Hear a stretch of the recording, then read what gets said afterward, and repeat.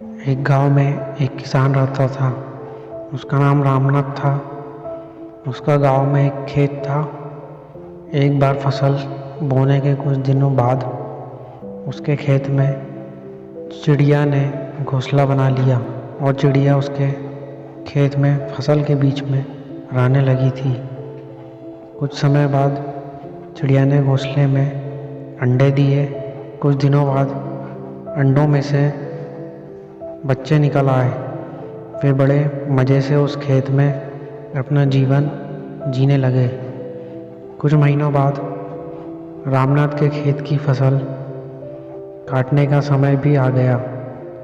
गांव के सभी किसान अपने खेतों की फसल की कटाई में लग गए। अब चिड़िया और उसके बच्चे का वह खेत छोड़कर नए स्थान पर जाने का समय आ गया था।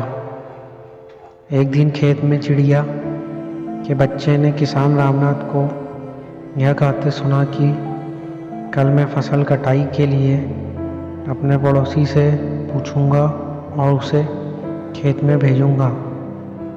यह सुनकर चिड़िया के बच्चे परेशान हो गए। उस समय चिड़िया कहीं गई हुई थी। जब वह वापस लौटी तो बच्चों ने उस किसान रामनाथ की बात बताते हुए कहा, माँ, आज हमारा अंतिम दिन है। रात में हमें दूसरे स्थान के लिए यहाँ से निकलना होगा। चिड़िया ने उत्तर दिया, इतनी जल्दी नहीं बच्चों, मुझे नहीं लगता कि कल खेत में फसल की कटाई होगी। चिड़िया की कही बात सही साबित हुई। दूसरे दिन किसान रामनाथ का पड़ोसी खेत में नहीं आया और फसल की कटाई नहीं हुई। शाम को रामनाथ खेत में आया और खेत को जैसा का तैसा देखा। वह निराश हो गया कि मेरी फसल की कटाई नहीं हुई। रामनाथ ने मन ही मन सोचा, ऐसा करता हूँ, कल अपने किसी रिश्तेदार को भेज देता हूँ फसल कटाई के लिए। चिड़िया के बच्चों ने फिर से रामनाथ की बात सुन ली और परेशान हो गए।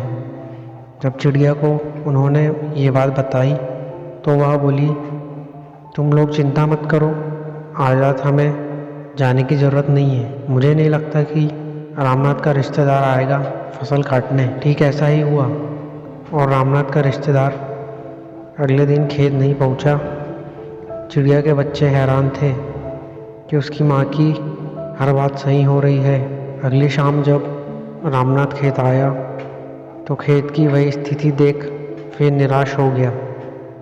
फसल कटाई का समय निकलता जा रहा था। रामनाथ ने खुद ही अपने फसल काटने का निर्णय लिया और बोला, कल मैं खुद आकर अपनी फसल की कटाई करूँगा। चिड़िया के बच्चे ने रामनाथ की ये बात भी सुन ली। अपनी माँ को जब उन्होंने ये बताया तो वह बोली, बच्चों, अब समय आ गया है ये खेत छोड़ने का। हम आज रात ही ये खेत का घोंसला छोड़कर दूसरी जगह चले जाएंगे। दोनों बच्चे हैरान थे कि इस बार ऐसा क्या है जो माँ खेत छोड़ने को तैयार है। उन्होंने पूछा। पिया बोली, बच्चों, पिछली 2 बार किसान कटाई के लिए दूसरे लोगों पर निर्भर था। दूसरों को कहकर उसने अपने काम से पल्ला झाड़ लिया था, लेकिन इस बार ऐसा नहीं है। इस बार उसने फसल कटाई की जिम्मेदारी अपने कंधों पर ले ली है, इसलिए वह अवश्य आएगा। उसी रात चिड़िया और उसके बच्चे उस खेत के घोंसले से उड़ गए और कहीं और चले गए।